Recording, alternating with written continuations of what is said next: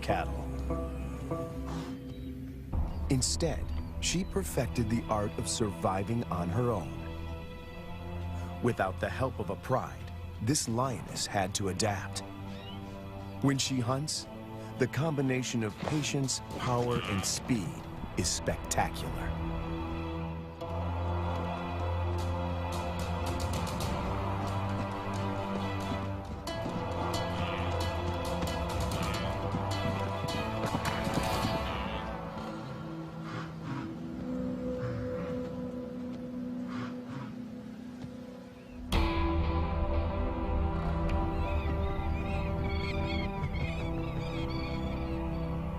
This female is about 6 years old when she steps into the viewfinder of Herbert Brower, a wildlife cameraman.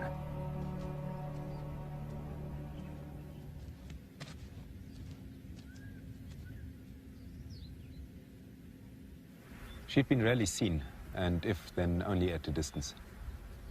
But suddenly there she was, right in front of our eyes. Herbert is captivated by her and returns to the floodplains of Luwa year after year. It comprises 3,600 square kilometers and borders Angola in the west. The bank of the Zambezi floodplain marks the eastern boundary of the park. People living here tell Herbert that the lioness has been alone for many years. They call her Lady Luwa.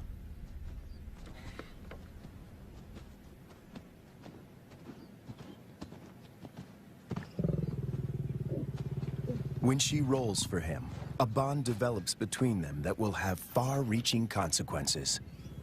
There was one thing, though, that she could not overcome, and that was her isolation.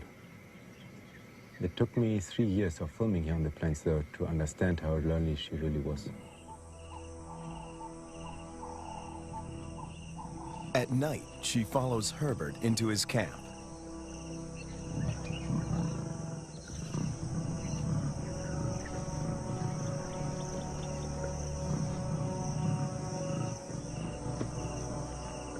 He would never expose himself to wild lions on foot, but he instinctively knows that she means him no harm.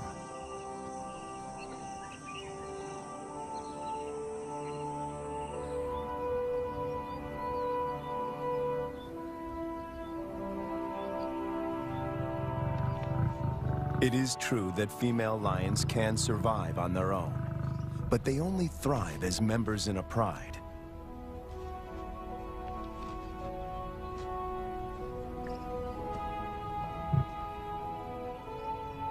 Is it possible to find Lady a mate? And could they produce cubs and form a new pride? These are the burning questions facing Herbert and experts at African parks.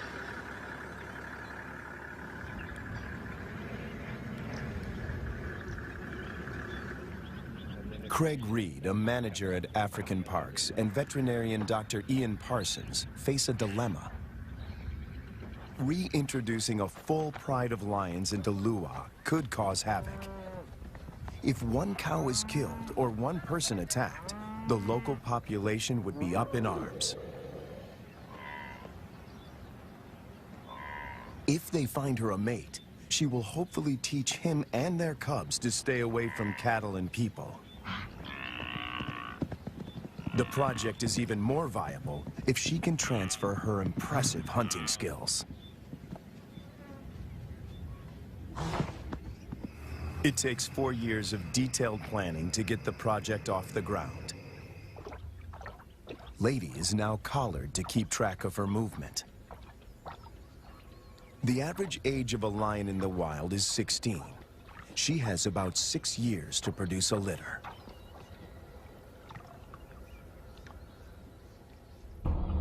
To find a mate for Lady, the team goes to neighboring Kafue National Park. Audio recordings of lionesses lure the males.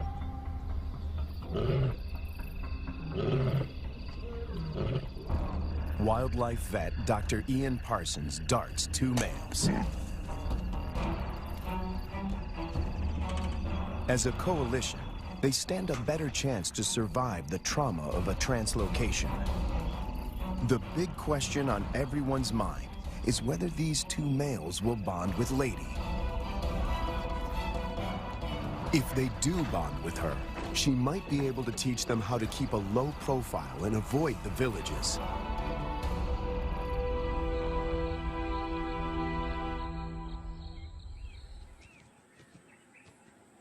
The two lions wake up in an enclosure, or a boma, right in the middle of Lady's core territory.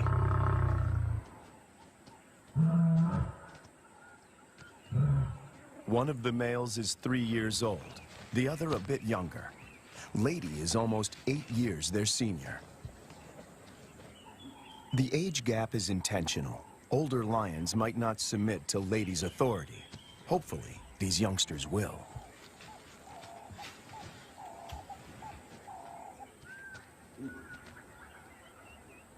This is the first time in years that Lady has set eyes on her own kind. She keeps watch as the two males familiarize themselves with their new home. The first piece of the puzzle falls into place. But then, disaster strikes.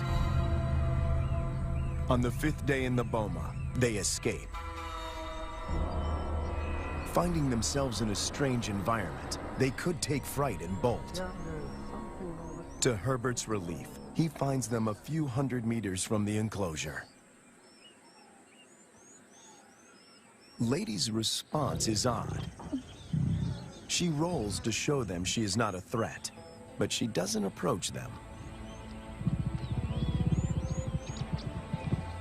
The males are aware they are in her territory.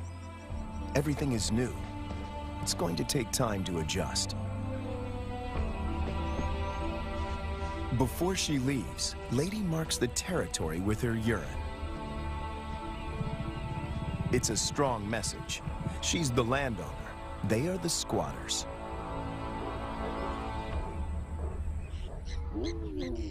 And then she leaves them. The presence of two new lions in Lua has a huge impact on the local residents. It's not only villagers that are now at risk. The arrival of the two lions jeopardizes the hyena's position of power.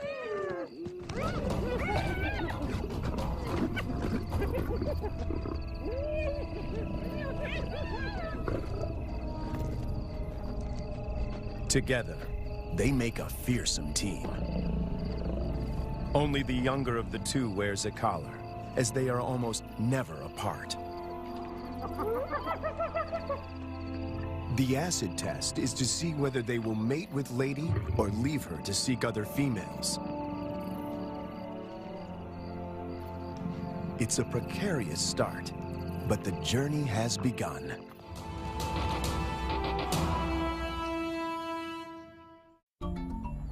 Almost 3 years go by without incident. It's November, the beginning of the rainy season. Thousands of wildebeest pour into Lady's territory. The males are hardly recognizable. They are now almost 6 years old, and their bodies are beefed up, their manes more pronounced. After all this time, they're still together and have bonded with Lady, who seems to be doing all the hunting.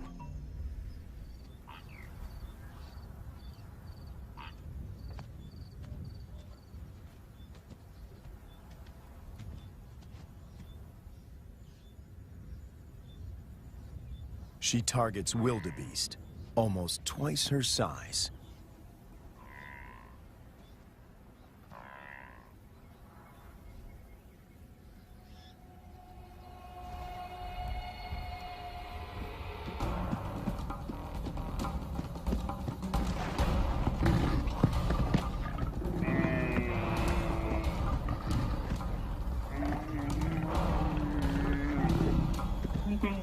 With a powerful bite to the neck, she suffocates her quarry.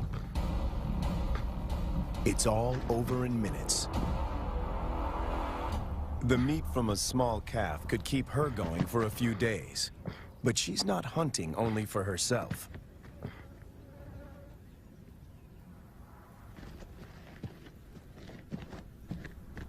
As the most experienced hunter in this trio, she is happy to share her kill.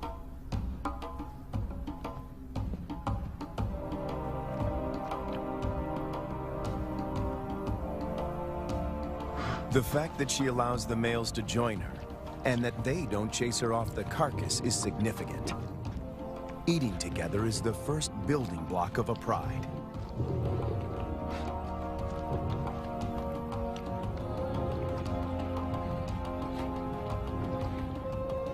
Her reward is companionship. The males get the lion's share of her kill. They gorge themselves and can eat up to 1/4 of their own weight in one sitting.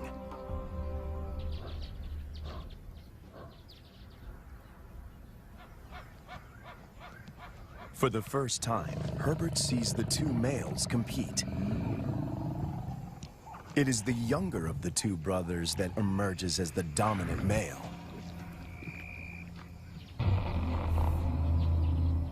He's the one that follows her when she's in estrus.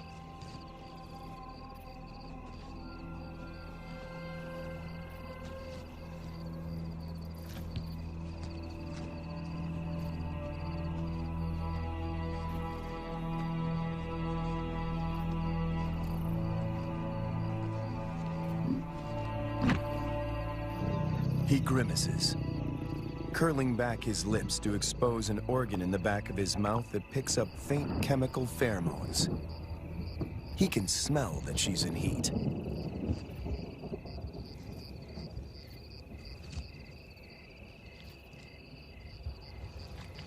It's the dance Herbert has been waiting to film for years. The brother watches from the sidelines. Lady stays receptive for several days and copulates frequently. Both males stick to her like glue. They won't fight over her. As members of the same coalition, they come to a gentleman's agreement. If the dominant brother tires, the other might get a chance to mate as well. Now she rolls, not to greet Herbert, but in submission.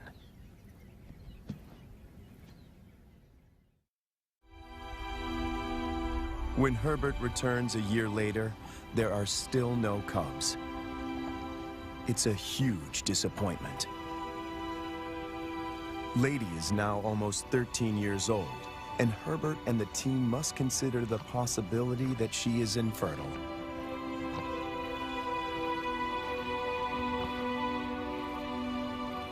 If that's the case, the males might leave her and start roaming, looking for other females to propagate their bloodline.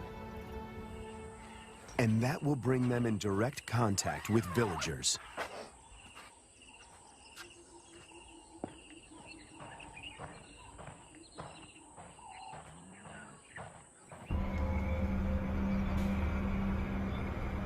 The team decides to import 2 young females. And that takes them back to Kafue.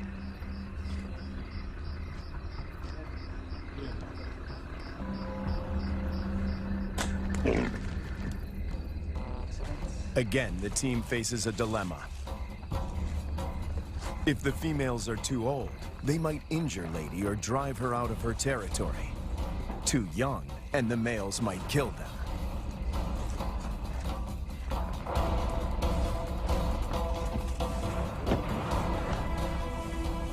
Dr. Ian Parsons oversees the translocation. We need some water just to keep them cool while we're traveling. All right, antidote. That's not very fast acting. It takes about 15 minutes to work.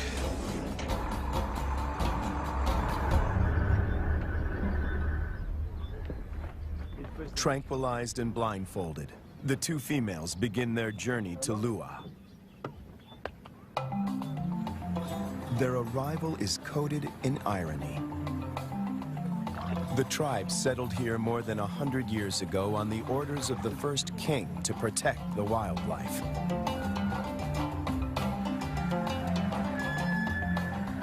But many of them have never seen a lion. And yet lions have always played an important part in the biodiversity of Lua. African Parks aims to restore the imbalance. But this is only possible if Lady remains the central character. She has to teach the new arrivals the lay of the land, and teach them to keep away from villages. The question now is whether she can transfer these skills in time. The two lionesses are collared with radio transmitters before being released into the enclosure.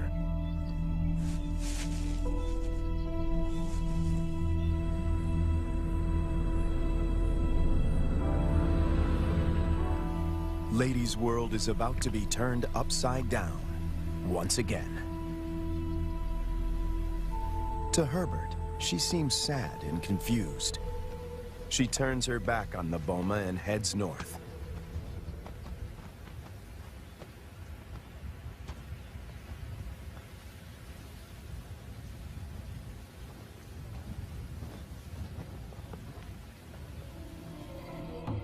The males, on the other hand, are very interested.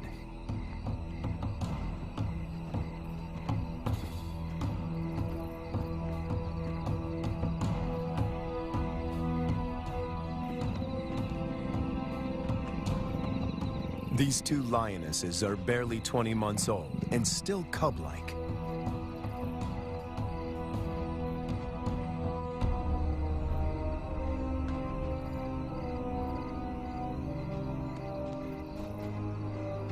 Male lions are known to kill cubs they haven't sired. No one knows how this will play out.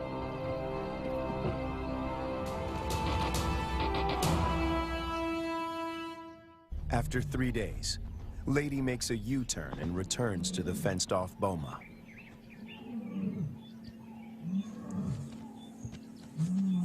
The two young females respond to her calls.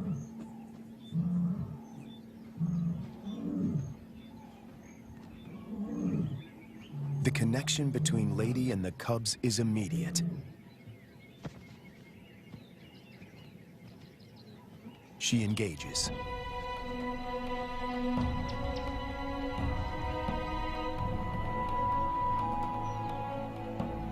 Cats are vulnerable when they expose their undersides. When they roll, they express submissiveness.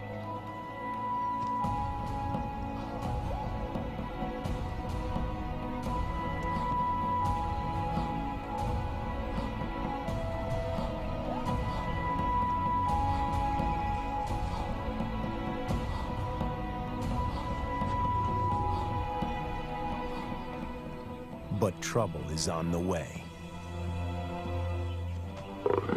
Lady's body posture changes. She knows that the males could attack these new residents.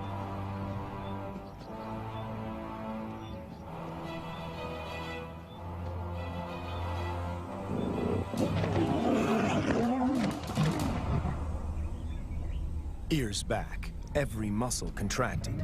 She puts the males in their place.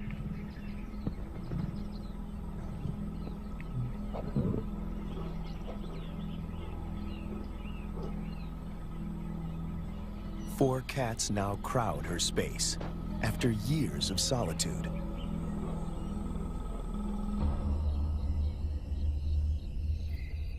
When the males were in the boma, Lady disappeared for days. But now she is intrigued by the cubs. She keeps constant vigil. The electrical current that runs through the fence is non-lethal, but does give a sharp jolt. Lady is clever. She discovers a broken wire and tries to gain access where the circuit is breached.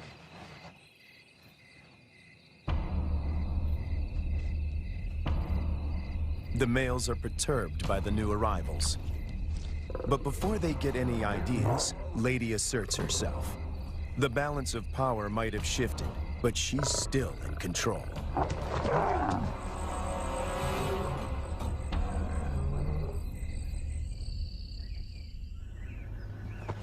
After 5 weeks in the boma, the team feels the young females are ready to be released.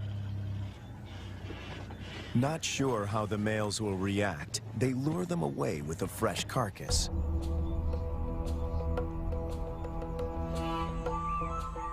The young cubs have also not been fed for a couple of days.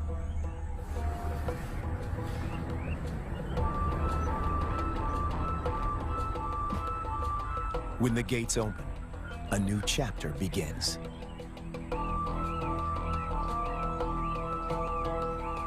Lady is first on the scene.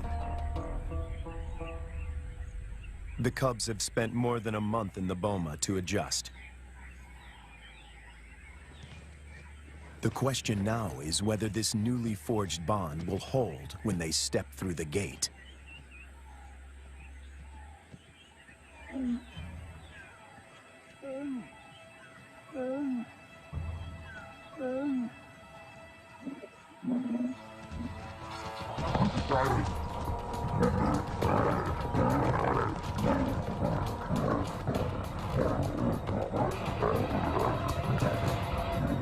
The first encounter turns into a catfight. But it is more show than anything else. If Lady wants to kill these cubs, she can do so in the blink of an eye.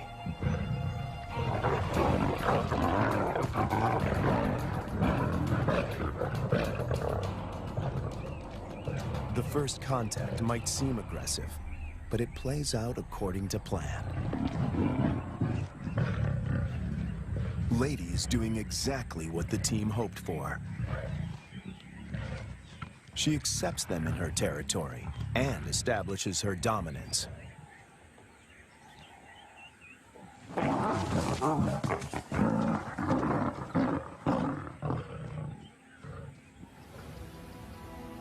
The landscape of Lua now looks very different from the days when Lady followed Herbert to his camp.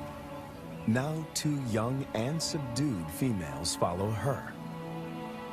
But Lady is not used to having an entourage. She's not at all familiar with the dynamics of a pride.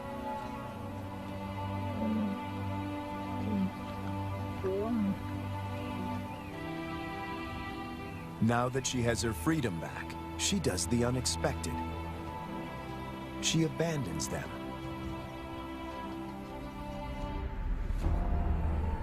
The 2 young females now find themselves in a new and unfamiliar environment swarming with hyenas. Since their release, the young females stick together.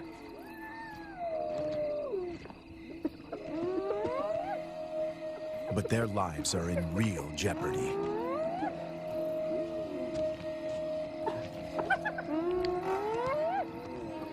Hyenas can kill lonesome female lions, and tonight, they face a growing mob.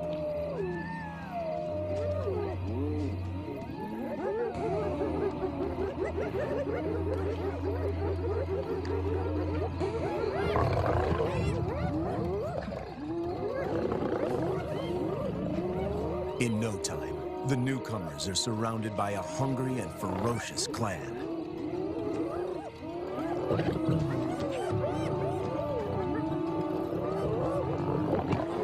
They stand their ground, but the noise attracts a far more dangerous adversary, the males.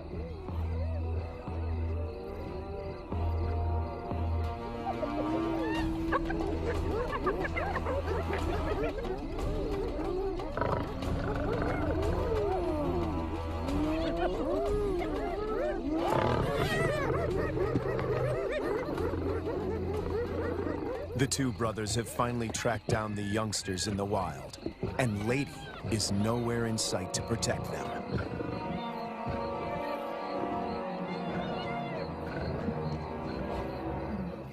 The hyenas know what's good for them. En masse, they retreat.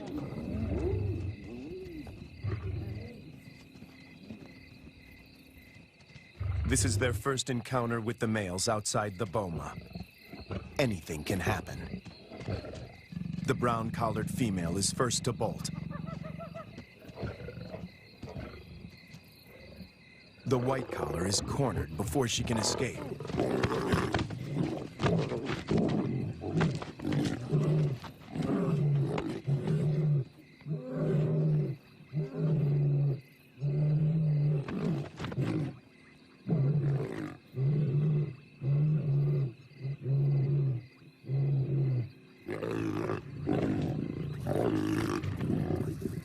2 against 1. The odds are not in her favor. But her assertiveness could be her saving grace.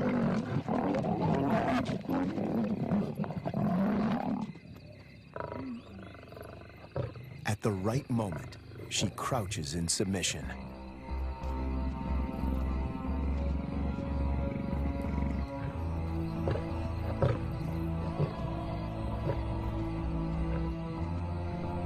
The encounter with the males is a frightening experience for both young females. They split up. Separated, they are now more vulnerable. Danger looms for both of them.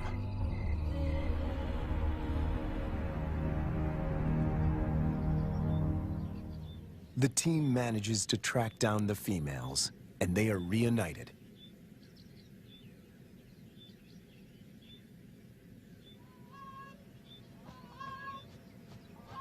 It takes months before they settle down. But little does Herbert know that he is filming them for the last time.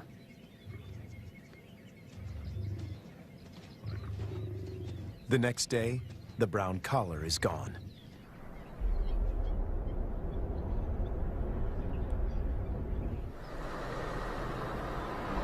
Craig Hay heads up one of the search parties. All eyes are now on finding the brown-collared female. Some of the farmers have seen her in the vicinity. Her life is in real danger. Poaching is rife here. And then, their worst fears are confirmed. It's in there. A faint radio signal comes from a pond.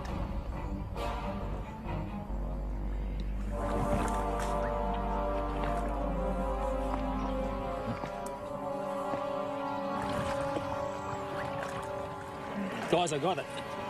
It is the brown collar. It's been cut. Yes, been cut with a sharp knife.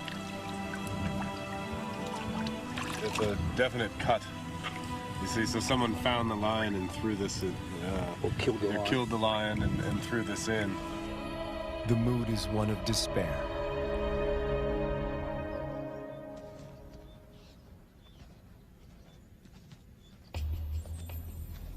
To complicate matters, the female in the white collar turns away from Lady's Core territory and begins walking in a northwesterly direction towards Angola. Even if she survives, in time, she will outgrow the collar and suffocate. The dream to establish a pride in Lua begins to unravel. In an unexpected twist, the males follow the white-collared female to Angola. The further they move away from Lady's Core territory, the less influence she has in keeping them out of danger zones. A rescue mission is launched to find the white-collared female and the males before they cross the border. Dr. Matt Becker, who runs the Zambian Carnivore Project, joins the search party. He spots the white-collared female a few kilometers from Angola. They dart her. But she runs into the reeds and almost drowns. She's breathing really well. It's a close shave. It's now 10 to 6. We have 40 minutes. She's good. We won.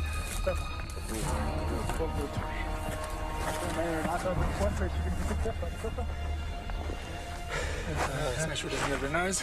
It's going to be windy. The rescue mission is tricky. The small helicopter can barely lift her, and the ground team must help before the pilot manages to get his precious cargo airborne.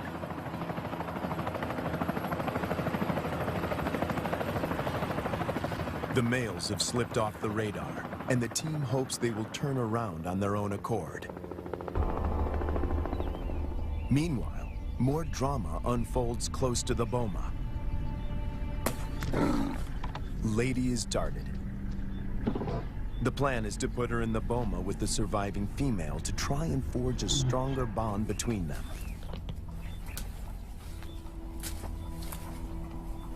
It is the most difficult decision the team has had to make until now. Lady has never been deprived of her freedom. She gets a quick medical checkup and a new collar. The young female, tranquilized, is already in the boma.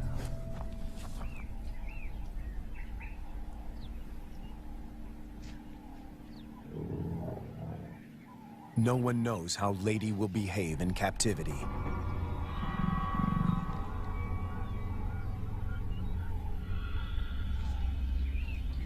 Locked up and frustrated, she could turn violent and kill the youngster. A power struggle is inevitable.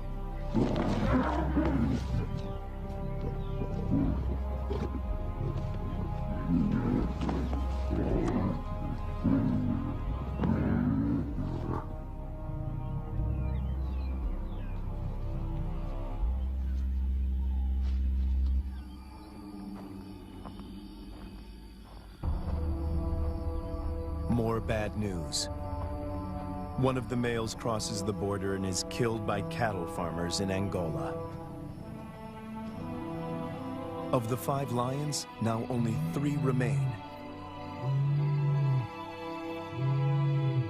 Would this be enough to start a pride? No one knows for sure. Lady, when she recovers from the anesthetic, is extremely agitated. She is on the wrong side of the fence and she can't dig her way out.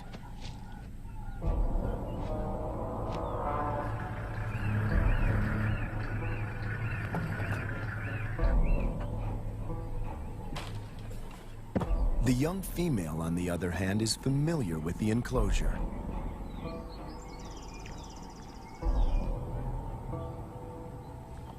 This puts her in a strong position to assert power and seize authority.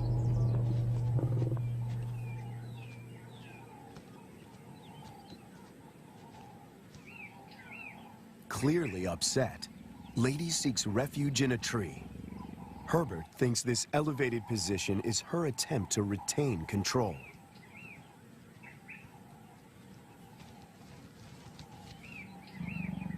Hunger eventually tempts her down.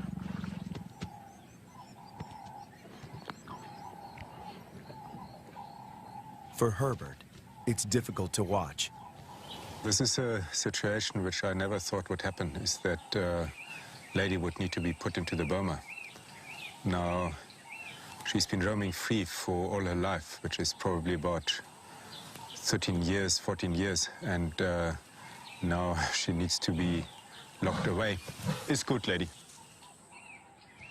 The tree becomes a central prop in this battle of wits between these 2 cats.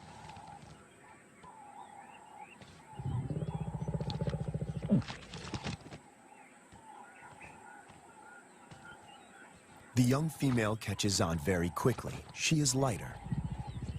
If height is of any consequence, she can go higher.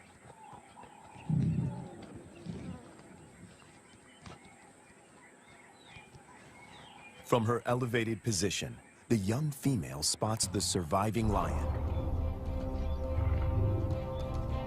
He is just returning from Angola, alone. It seems as if every breakthrough in this project is shadowed by a new set of problems. The 2 brothers formed a strong coalition. They made this territory their own and for 4 years managed to stay out of trouble with the villagers. The hope of establishing a new generation of lions now resides with the survivor.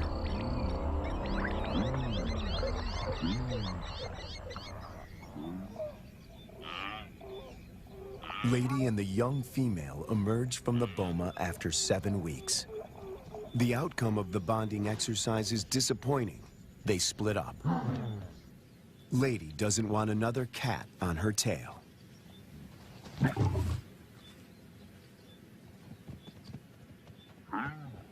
But the time in the boma did benefit the young female. It gave her time to mature. She doesn't see the male as a threat anymore.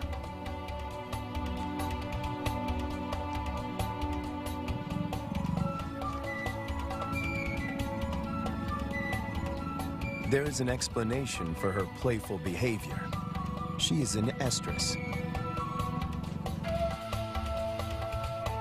Lady is excluded from this courting ritual. After all the turns and twists in this complicated plot, she finds herself once more alone.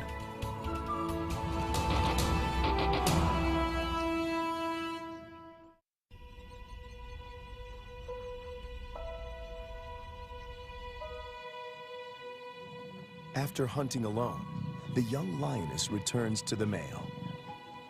She is ready to mate. The project is one step closer to reaching its goal.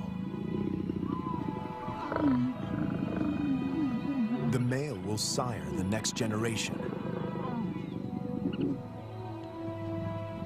But what about Lady? Will she be part of this new pride?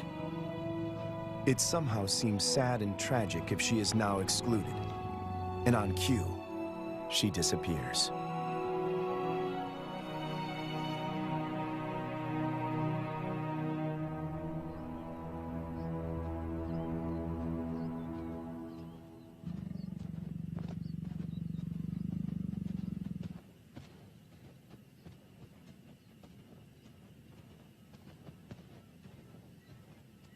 The male now follows the young female when she hunts.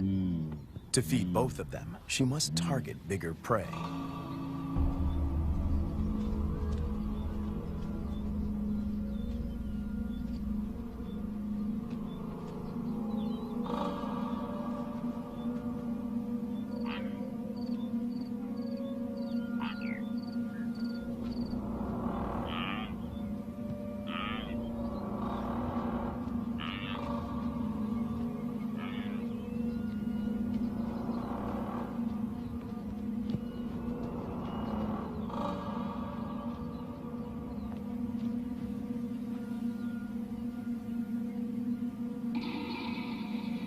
The male is not helpful. His overeagerness spoils the hunt.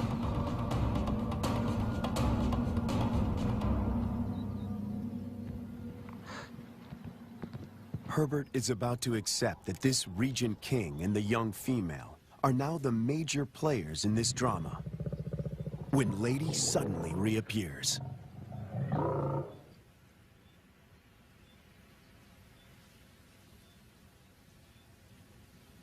The young female watches the reunion from a distance. Over many years, Herbert and Lady somehow learn to recognize and respect each other's intentions.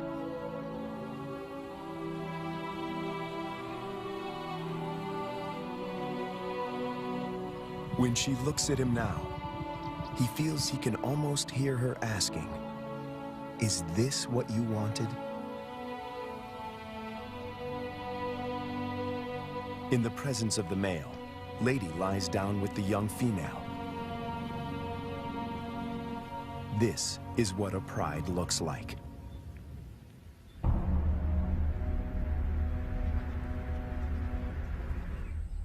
After so many years, all the effort and energy that went into this project seemed to pay off.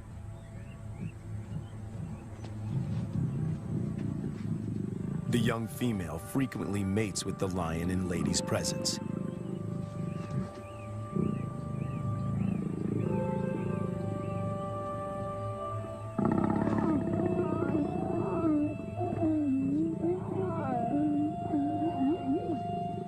Females are the cornerstone of prides. They form strong bonds and hunt together. The male's instinct is to protect them, and his drive is to breed.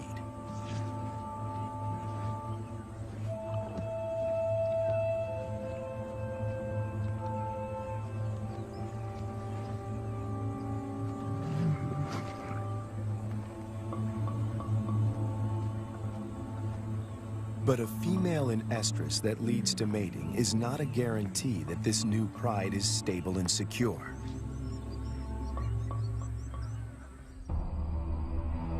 Hunting together is the final test. And then it happens. The young female takes the lead. Lady follows. This is certainly a new development. And the outcome is swift and lethal.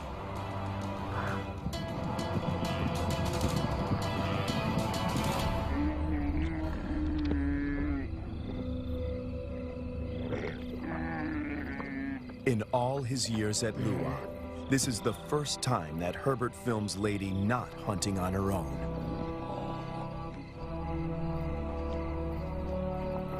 When the male joins them, the circle is complete.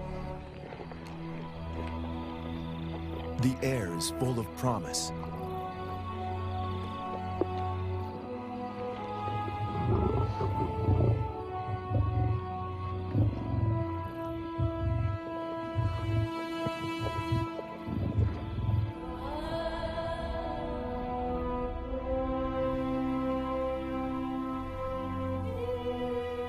Lady remains the central force and protector of this new pride.